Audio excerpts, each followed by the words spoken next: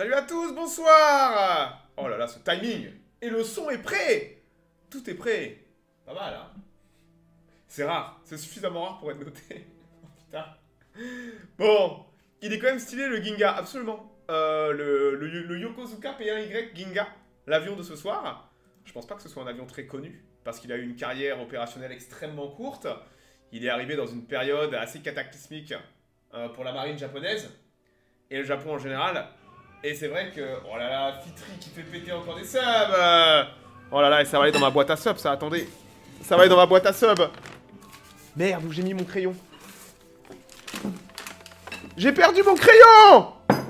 Quel enfer! Ah, il est là. Fitri, je sais ce que tu vas demander. Hop. Voilà. Attendez, j'arrive. Ah, il faut que je trouve le véhicule de Fitri. Il est tout en bas. Il est avec les plus-plus. Qui lui aussi arrivera bientôt. Essence synthétique, c'est fait. Voilà. Jean-Paul Emploi ne me fera plus chier. Parfait. Hop. Parfait. Merci Fitri. Bon, ouais, le Ginga. Il est super. Il a été designé comme ça, hein. Le mec qui a designé le Ginga, il finira par designer quelques années plus tard le Shinkansen. Hein. Regardez. Non mais c'est petit le Japon. Hein. Donc ouais, il bossera pour le ferroviaire japonais. Et il fera entre autres les Shinkansen. Tu peux remonter le M3, c'est bien sûr. Basile, le Tashikiwa, mais qu'est-ce que c'est que cette merde? Qu'est-ce que c'est que cette merde, Basile? Merci les gars, 50 mois Basile. Ça ne nous rajeunit pas à 50 mois. Hein. Hop. Et le Grand, hop, CTRL V, voilà. Non, je me suis trompé de ligne, merde. Oh là là, quel enfer. Les listes des Wartank et Warbird, c'est les écuries d'Ogia. Hein. Et le Grand, hop, hop, hop, hop, hop, hop, hop, voilà. Tac, tout est noté. Merci. Ginga, absolument pas. Ginga, ça veut dire la Voie lactée en japonais. Voie lactée, c'est le nom de l'avion. Un superbe avion. Donc ouais, avion méconnu qui arrive très tardivement. Qui arrive à partir d'octobre 44. Dans un contexte très particulier que je vais expliquer pourquoi, qu'importe les performances de l'avion, ça ne change rien. Je veux dire, un avion qui soit bon ou mauvais en octobre 44 ne change rien pour les Japonais. Donc c'est vrai que cet avion passe un peu sous les radars. Il est un peu oublié, mais c'est vrai que c'est un beau joujou avec une quantité dingue de variantes. Je veux dire, on a moins d'1 an de carrière opérationnelle et vous allez voir que l'avion, les Japonais ont été extrêmement prolifiques avec. Je peux monter le Ki 102. Je peux monter le Ki 102. Ça peut se faire. Faut que je le trouve. Hop là. Attends.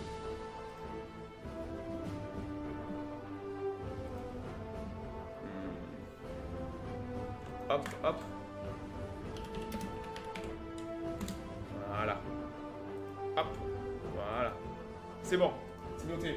C'est bon, j'ai le droit de faire mon exposé? J'ai le droit? C'est la... Alors, Francis, c'est pas France, d'accord? C'est le prénom Francis dans la terminologie du renseignement anglo-saxon. Donc ça s'écrit comme France, mais c'est la prononciation anglaise avec un S à la fin. Donc c'est Francis. Comme Francis en français, d'accord? Dites-vous que ça serait ça, plus Francis, et pas France. Faire des listes. Ah bah ouais, tu sais, je suis un mec de gauche, moi, on prépare des listes, hein, toujours. Hein. On sait jamais. Hein. Toujours avoir des listes. Hein. Jules les doigts. Donc ouais, très bel avion, mais attendez, je vais mettre mon chat sur l'écran, parce que je le vois pas. Ah. Il y a très peu de photos sur cet avion, malheureusement. Généralement, les avions japonais, vous avez beaucoup de photos en 41, 42. Et puis à partir de 43, les photos, il y en a de moins en moins. Sodan, 22 mois, merci beaucoup mec. Tu régales. Presque 2 ans, c'est propre.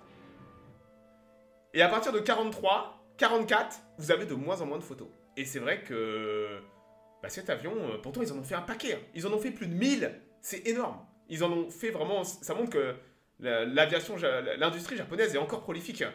Même en 44 et 45. Mais c'est vrai que bah, cet avion, il n'y a pas beaucoup de photos. Il n'y a pas beaucoup de photos de l'avion. Là, je vais vous montrer peut-être une bonne partie des photos qui existent du Francis.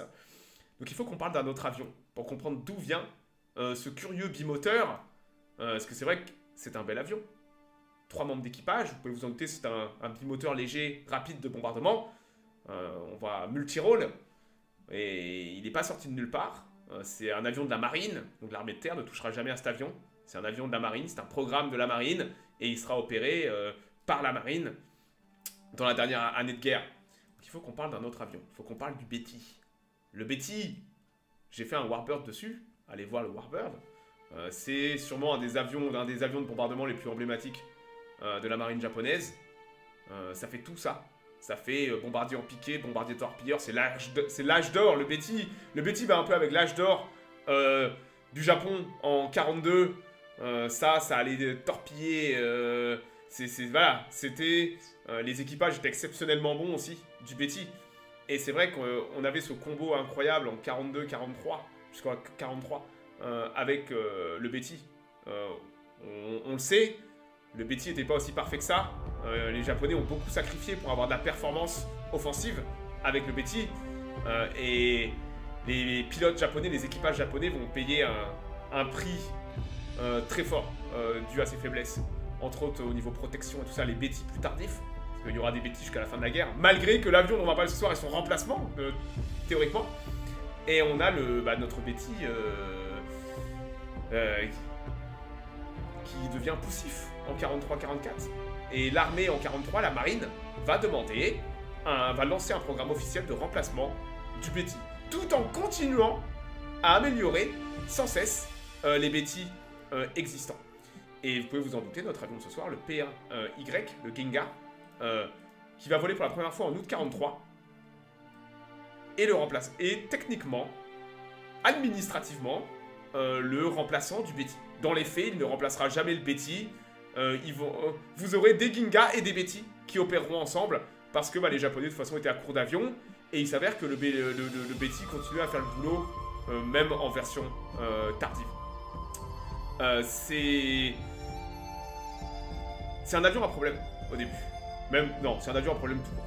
C'est un bel avion, hein. Vous avez vu au niveau ligne, il est superbe. Il a été designé et pensé pour la vitesse.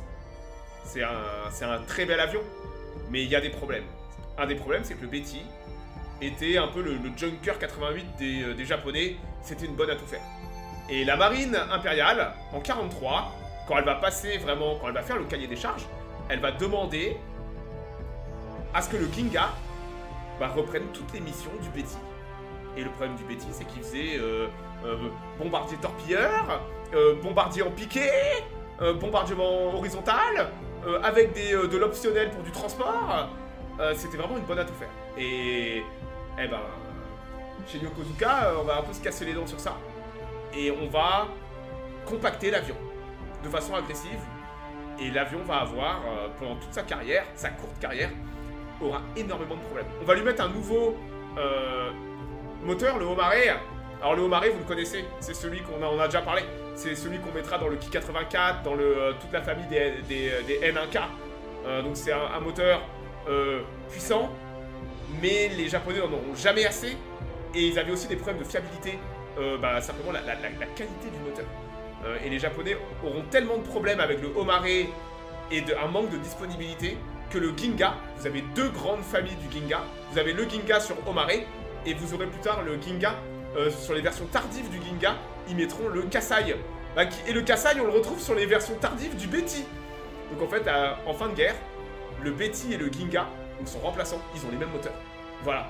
Et vous vous retrouvez un peu avec les problèmes japonais autour de la qualité des moteurs. Pas tant la puissance. L'essence est presque plus un problème que la puissance des moteurs, parce que les Japonais ont d'excellents moteurs en fin de guerre, mais ils ont un problème avec la qualité de leur industrie, ils ont un problème avec la qualité des matériaux, la qualité de la main-d'œuvre et la qualité de l'essence.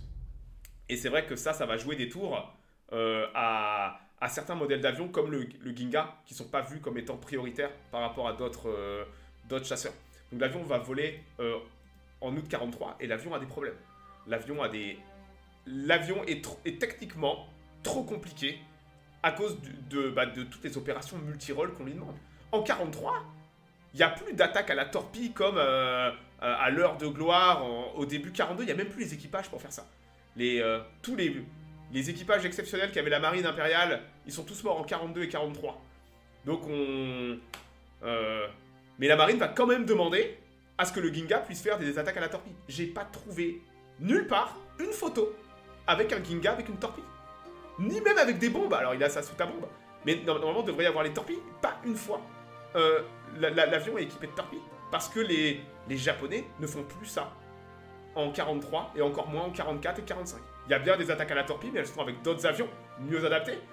Et c'est vrai que le Ginga, de par son cahier des charges, va devenir un avion incroyablement complexe à cause de toutes les tâches multirôles qu'on va lui demander. Et ça c'est un énorme problème qui va coller à la peau de l'avion.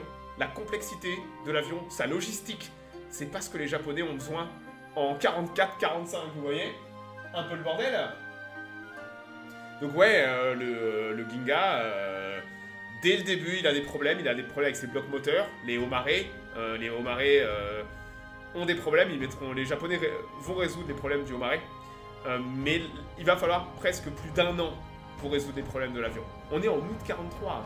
L'avion va commencer à faire ses premières sorties opérationnelles en octobre 44.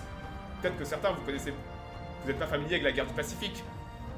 Mais au moment de août, septembre, octobre 44, c'est toutes les opérations qui vont arriver. En août, vous avez le tir au pigeon des Mariannes. Après, vous allez avoir la bataille du golfe de Leyte. C'est la pire période de la marine impériale japonaise. Les Japonais n'ont pas tant que ça évolué technologiquement. Et les Américains, à ce moment-là de la guerre, à partir de l'été 44, vont amener une supériorité technologique au niveau des radars, qui va totalement changer l'écosystème de la guerre. Et les Japonais vont pas s'en rendre compte de ça. Et les Japonais vont commencer à perdre des centaines d'avions et de pilotes, sans comprendre pourquoi ils n'arrivent même plus à toucher des porte-avions ou à arriver à porter des porte-avions. C'est que les Américains, l'arrivée des radars américains, on va mettre des bateaux de veille, les Américains vont designer toute une tactique de guerre autour de l'introduction des radars. Et ça va sonner la fin, en tout cas, de la guerre, comme les Japonais les connaissaient la guerre, en tout cas. Donc ouais, on arrive sur la pire période, de août, septembre, octobre. Et c'est à ce moment-là que l'avion va être introduit. Donc il a vocation à remplacer les Betty. Donc il opère depuis les bases de Taïwan, depuis les bases d'Okinawa, d'Iwo Jima, et il est là pour aller supporter les actions terrestres, peut-être faire du bombardement piqué, trouver des cibles. Et c'est vrai qu'à ce moment-là, il fait pas bon être dans un bimoteur, hein. Vous avez des veilles radars partout, vous avez les groupes de chasse américains qui chassent avec du L4, du P-38 et du Corsair. Il ne fait pas bon être dans un bimoteur à l'époque. L'avion est rapide. Vous avez vu que les Japonais ont fait un bel avion. L'avion à vide, ça monte presque à 600 km/h. C'est un beau joujou, très rapide.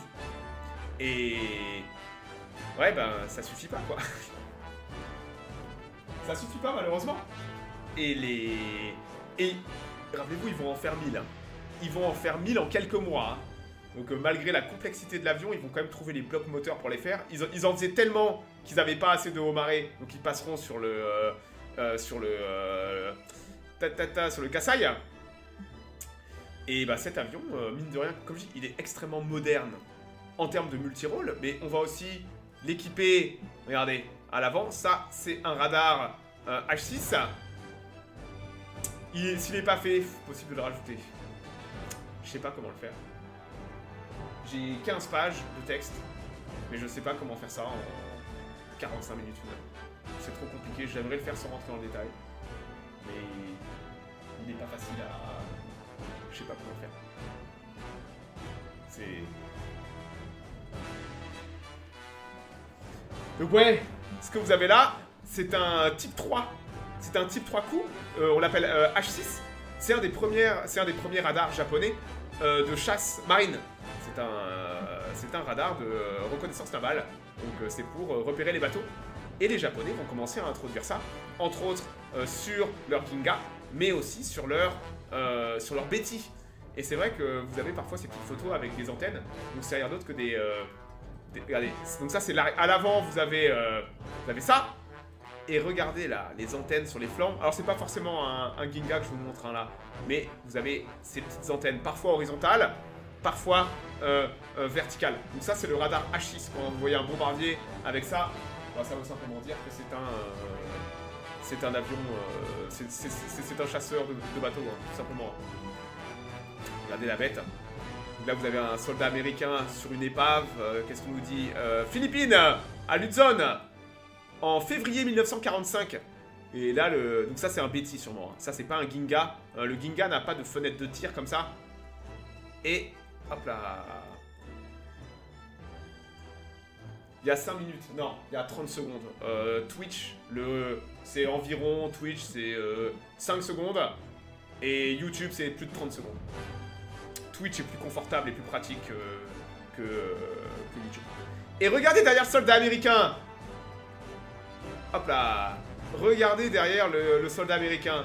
Vous avez un H6 sur le Betty. Donc ouais, il était assez commun de trouver des bimoteurs japonais équipés de ce radar de reconnaissance maritime. Mais ouais, les Japonais étaient vraiment en retard. Mais ont commencé à combler leur retard à toute allure. Eux aussi se sont rendus compte de l'intérêt de faire de la guerre, d'introduire du radar et tout ça. Mais trop tardivement comparé aux Américains. Il y avait une génération de retard entre les Japonais et les Américains. Hop là. Donc ouais. Et là, vous en avez un autre. Donc ça, c'est un Ginga. Regardez à l'avant. Vous avez l'antenne. On voit bien l'antenne du H6. Et à l'arrière, sur le fuselage, vous voyez les bandes horizontales. Voilà. Donc ça, c'est un Ginga de série. Ils n'étaient pas tous équipés de ça. C'était un équipement quand même assez rare, mais pas si rare que ça. Puisqu'on en avait quand même pas mal sur des Betty et sur des... Le problème de tous ces avions qui arrivent en fin de guerre, c'est que... Vous avez ce qui est de série, ce qui n'est pas disponible de série, ce qui est fait de façon artisanale dans certaines escadrilles, et c'est un peu le bordel. Donc parfois vous avez des grosses modifications qui deviennent qui sont des modifications non officielles pour certaines escadrilles, et c'est vrai que les Allemands avaient un peu la même chose aussi en fin de guerre, et comme c'est le bordel administratif de fin de guerre, c'est compliqué parfois de garder de la traçabilité sur qui fait quoi, avec quelle variante et tout ça. Il y a près d'une vingtaine ou une trentaine de variantes pour le Ginga en quelques mois. L'avion n'était pas mauvais, l'avion avait ses problèmes de logistique, de complexité technique et tout ça, mais l'avion n'était pas mauvais du tout. Et l'avion va commencer, on va avoir des quantités folles de variantes. Le problème, c'est que on est aussi à l'époque terrible des attaques kamikazes. Les Japonais vont envoyer absolument tout ce qu'ils veulent, et de par sa vitesse, le Ginga est un candidat idéal pour l'envoyer au carton. Et on a pas mal de photos de Ginga. Une des photos les plus connues, ça c'est pris le 15 décembre 44 de l'USS Omane B. Est-ce que c'est pas des L4 qu'il y a derrière? Et vous avez un Ginga qui s'est fait attraper par la DCA et qui passe à ras le pont. Et vu comment il arrive, là il va se planter, il va se cracher derrière le bateau. Mais ça c'est un Ginga qui s'est fait attraper par la DCA. Donc ouais, on va en envoyer des centaines au carton des Ginga, parce qu'ils sont pratiques, ils peuvent prendre des bombes, et même sans bombe, hein, même sans bombe, juste sans rien, juste avec la vitesse, là, à plus de 550 km/h, ça vous laisse une chance peut-être d'échapper aux escortes américaines. Donc c'est vrai que le Ginga, vous avez pas mal de photos de Ginga. Et regardez, ça c'est un Ginga. C'est un bel avion le Ginga, il a des très grandes ailes en plus. Ça c'est encore un Ginga qui s'est fait attraper. Et regardez là, vous avez du chasseur d'escorte sûrement, qui ont attrapé la veille, qui ont attrapé un Ginga. Il a son moteur gauche qui est foutu là. Ouais. Lui il va sûrement taper dans quelques secondes. Donc ouais, vous avez pas mal de photos de Ginga, simplement pris par la DCA américaine.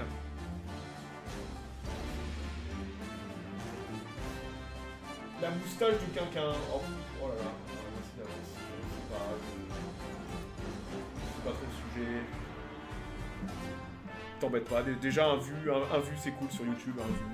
Puis après, si t'as le temps, tu passes sur Twitch, tu as un sub. Donc ouais, matez-moi un peu le Ginga. Attendez, j'ai une autre super photo du Ginga. Regardez le Ginga en vol. C'est un bel avion, hein. Donc il avait des très grandes ailes, le Ginga. Très très beau joujou.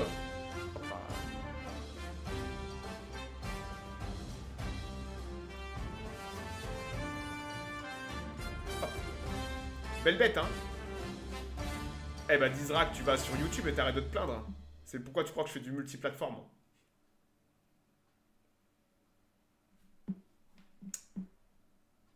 Hop là. Et là... Alors ouais, bah, l'avion, comme je vous dis, l'avion n'est pas réputé pour avoir fait quoi que ce soit. Parce que qu'importe s'il était meilleur ou moins bon, bah, l'avion, il aurait de toute façon... pas accompli grand-chose vu le contexte logistique et technologique de la période dans laquelle il est arrivé. C'est comme je dis, c'est le pire moment pour introduire un avion et essayer de le juger. Parce que le Ginga a des performances pas dégueulasses, il n'y a qu'à voir le nombre de variantes et tout qui ont émergé du Ginga et en quelques mois. Mais c'est vrai que en termes de... malheureusement, il n'y a pas grand-chose à redire. Et on n'a même pas tant que ça de photos. On va faire un petit tour de toutes les variantes que j'ai trouvées. Comme dit, il y en a tellement. Regardez. Ça, c'est un Ginga spécialisé dans l'attaque au sol qui a été modifié, entre autres, pour aller chercher les B-29 sur leur base et les mitrailler. Ils avaient près de 20 canons dans la soute. Vous voyez là, ça, c'est des canons de 20 mm. Donc ils avaient un Ginga avec près d'une quarantaine d'exemplaires. Donc peut-être 2 escadrilles de Ginga. D'attaque au sol, spécialisé pour aller mitrailler les aéroports avec du canon de 20 dans la soute.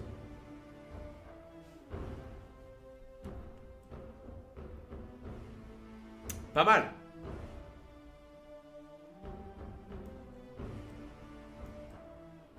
Et on voit les radars. Vous voyez le radar H6 horizontal et l'antenne à l'avant. Là, vous avez une variante très intéressante, c'est qu'il est équipé de séries de son radar de reconnaissance marine. Et en plus, la photo, c'est un artwork parce qu'il n'y a aucune photo de cette version. Comme je dis, c'est un avion très très peu photographié. En fin de guerre, les Japonais arrêtent de prendre des photos. Et j'ai trouvé aucune photo de ces variantes-là d'attaque au sol, mais elles ont existé, puisqu'on a eu près de 40 exemplaires modifiés avec ces canons de 20 mm dans la soute pour pouvoir faire des espèces de passages de zinzin au-dessus de l'aéroport. Avec les performances de l'avion, ça a aussi intéressé le haut commandement japonais pour le transformer en chasseur de nuit. Et on va avoir 2 variantes de chasseurs de nuit, entre autres avec de la Schrägmusik, donc avec 2 canons de 20 mm verticaux pour tirer, et aussi même une sous-variante avec 4 canons de 20 mm et un radar. Le problème, c'est que les avions japonais, dès que vous commencez à les faire monter un peu en altitude, ça coince, quoi. Ça coince. Et la plupart de... ils en ont fait près de 100. Hein. Dites-vous que 10% de tous les Ginga ont été modifiés et transformés en chasseurs de nuit pour aller essayer de taper du B-29. Mais ils n'y arrivaient pas. La plupart des Ginga n'arrivaient même pas à monter assez haut en altitude. Et s'ils arrivaient assez haut, ils étaient poussifs. Parce que malheureusement, les moteurs japonais... n'était pas fait pour opérer à ces altitudes-là avec le niveau de performance des B-29. L'USS Randolph qui a été touché par un Ginga en mars 45 en baie du Titi. Voilà. Les Ginga vont beaucoup être utilisés en attaque kamikaze, entre autres grâce à leur vitesse. Après, les Japonais envoyaient tout en kamikaze, hein, tout ce qui volait en fin de guerre. Mais les Ginga étaient, de par leur vitesse, étaient des bons candidats d'évasion en fait, pour essayer d'esquiver les escortes. On va même avoir une version tardive de planifier un des rôles du Betty en fin de guerre, c'est d'être un avion porteur pour le Oka. Le Oka, c'est un avion fusée qui était largué depuis un Betty, et le Oka allait, c'est un avion suicide, à près de 1000 km/h, il allait se planter trouver une cible sur si possible, un bateau américain. Donc il fallait l'amener vers la cible, ce qui fait que tout le dispositif faisait que le Betty et le Oka ensemble étaient extrêmement vulnérables. Vous savez, regardez ça, c'est un Betty avec un Oka. dessous. Vous voyez le Oka, donc il y a un pilote dedans, hein, je précise. Hein. Certains, si certains ont des doutes, hein, voilà. Attendez, je vais aller voir si Twitch a des problèmes, ça arrive. Hop là. Hop. Ah, pas ça. Hop. Ah ouais, Twitch a quelques problèmes ce soir, mais ça reste pas des masses non plus. Hop là. Donc ouais, vu qu'il doit reprendre tous les rôles du Betty, on va avoir une version qui va jamais arriver en service parce que le Betty sert à ça, mais qui va être pensé et modifié pour accueillir aussi des Oka en rôle d'avion porteur. Mais ça n'a pas été fait de série, peut-être à quelques exemplaires, et j'ai trouvé aussi absolument aucune photo. C'est un avion tellement peu photographié. Et regardez, ça c'est les premiers réacteurs japonais. C'est toute la série des Ishikawajima. Ça va de NE11 jusqu'à NE20. On va entre autres avoir, vous le connaissez, le Nakajima Kika qui vole avec ses réacteurs. Eh ben, le premier réacteur de série, donc alors là je vous montre le NE20, mais normalement ça serait le NE11. Le NE11, en bande d'essai, a volé sur un Ginga. Ils l'ont testé. Vous avez aussi des photos de BF-110 avec des jumeaux. Parce que quand vous testez un réacteur, vous allez le mettre sur un vrai avion. Comme ça, il y a les hélices au cas où quoi, vous le testez en l'air. Et ils vont le tester sur un Ginga. Voilà. Ils vont le mettre sur un Ginga. Et on a le Kika qui va voler.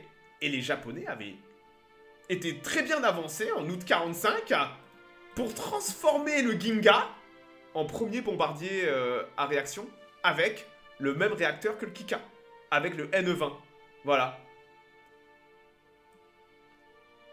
Donc on a ce qu'on appelle le Tenga. Le Tenga qui était dans les valises pour transformer le Ginga en bombardier à réaction. Et c'est vrai que l'avion avait déjà volé avec des réacteurs, puisqu'ils avaient testé le réacteur sur le Ginga, sûrement en 44. Alors, ils en ont fait plus de 1000. Les Américains ont mis la main sur un. L'avion, il est magnifique. On se demande comment le Betty est un très très gros avion. Regardez là, je vous remets un Betty. Non. Ah, j'avais une superbe photo du Betty que j'ai perdu. Je suis un âne batté. Proto version. Non. Ouais. Il faut que je retrouve la photo de mon Betty. Attendez, hop. Vous allez voir un peu la différence de taille entre le Betty. Enfin, forcément, je la trouve pas. Est-ce que je l'ai... Attendez, non. Non, malheureusement, elle est pas là. C'est pas grave. Donc ouais, le Betty est un avion beaucoup plus gros, beaucoup plus imposant. Là, on voit sur cette photo avec le Oka. Avec le Oka, regardez à quel point le Betty est énorme. Donc ça, c'est des Betty de fin de guerre, mais ça n'empêche que le Betty est un énorme avion comparé au Ginga. On voit la différence.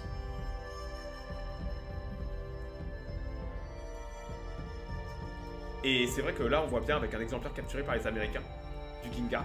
Donc les Américains, je sais pas s'ils l'ont testé en vol. Peut-être. Avec de l'essence américaine. Ouh là là là là. J'ose même pas imaginer. Hein, parce que c'est vrai que quand les Américains ont testé certains avions japonais avec leur essence, c'était plus les mêmes avions. Hein. C'était... Donc ouais, ça c'est aux États-Unis. Donc preuve qu'ils ont été ramenés. À voir s'ils ont été ramenés en convoyage ou directement sur un bateau. Comme c'est souvent le cas. Et on a quelques photos de cet avion.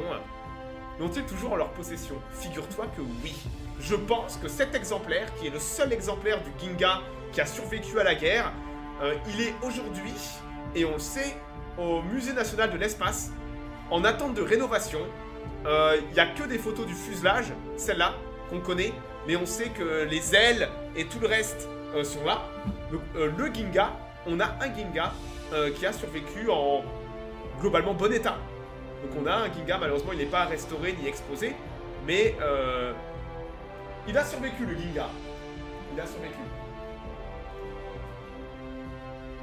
Donc ouais, voilà le Ginga, le dernier Ginga. Tous les autres très peu ont survécu à la guerre, et on sait qu'à la fin de la guerre, les Américains et les Japonais ont brûlé ou ont passé au bulldozer des aéroports entiers remplis d'avions, et probablement beaucoup de Ginga. On a pas mal de photos d'épaves, d'avions en fin de guerre. Et ça, c'est pris en 1948. Regardez un peu les photos. Regardez, en 1948, vous avez un 0 chinois et vous avez deux Ginga derrière en Chine. Donc il y avait des Ginga aussi justement qui opéraient depuis des côtes chinoises, et les Chinois ont mis leurs mains dessus. Et cela, donc ça c'est pris bien après la guerre. Et on voit deux Ginga côte à côte et un 0 dans un sale état d'ailleurs. Il pourrait avoir besoin d'un petit coup de peinture, mais bon. Le climat de la Chine n'était pas tendre avec certains avions japonais, surtout dans le sud, le climat tropical et tout ça. Donc ouais, c'est difficile de juger. C'est difficile de juger cet avion parce que il arrive dans un contexte de guerre absolument terrible pour les Japonais.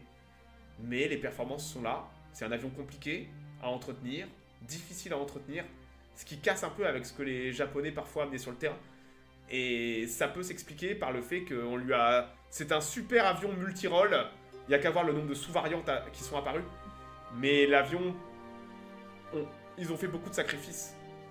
Et ils ont tout compressé dans cet avion. Et c'est pour ça qu'on a ce tout petit avion qui est pourtant... c'est un... Par rapport au Betty, il est bien plus petit en termes de gabarit et tout ça. Et ça sera un problème logistique d'avoir un avion complexe. Techniquement complexe, avec des moteurs pas forcément fiables, mais ça c'est plus dû aux faiblesses de l'industrie japonaise à produire des moteurs fiables, alors que le Homare est un bon moteur sur le papier.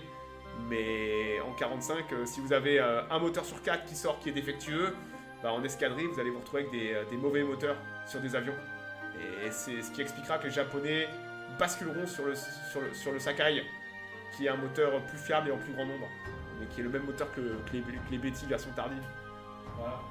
Donc ouais, un bel avion méconnu, arrivé très tardivement, mais ils en ont quand même fait plus de 1000, et il a été utilisé jusqu'à la fin pour tout. Pour tout. Les missions kamikazes du bombardement, c'était une bonne à tout faire, la chasse de nuit au B-29, donc ouais, un joli avion japonais. Tardif, mais un bel avion. En tout cas, moi je connaissais pas bien, je connaissais juste le nom. Voilà. Hop. Pas grand chose d'autre à dire sur l'avion. Mais ouais. S'il y a des choses que j'ai oubliées, il y a les commentaires dessous. Et ce qui explique. Qu'est-ce qui explique que les Japonais ont des réacteurs avant les Alliés en cette fin de guerre? Mais où t'as vu que avant les Alliés, le Gloster Meteor il rentre en service avant le Messerschmitt 262. Tout le monde a des réacteurs. C'est juste que les Japonais et les Allemands les rushent en service alors qu'ils sont défectueux. Les Alliés prennent plus leur temps, mais les Alliés, ça c'est un mythe, que les Alliés n'ont pas d'avion à réaction, c'est faux.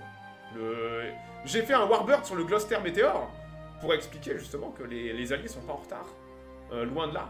Et le Gloster Meteor, il est encore en service dans les années 80. Donc non, aussi faible que le... Ah là là là là, j'ose pas imaginer. J'ai jamais rien lu sur la fiabilité des moteurs japonais.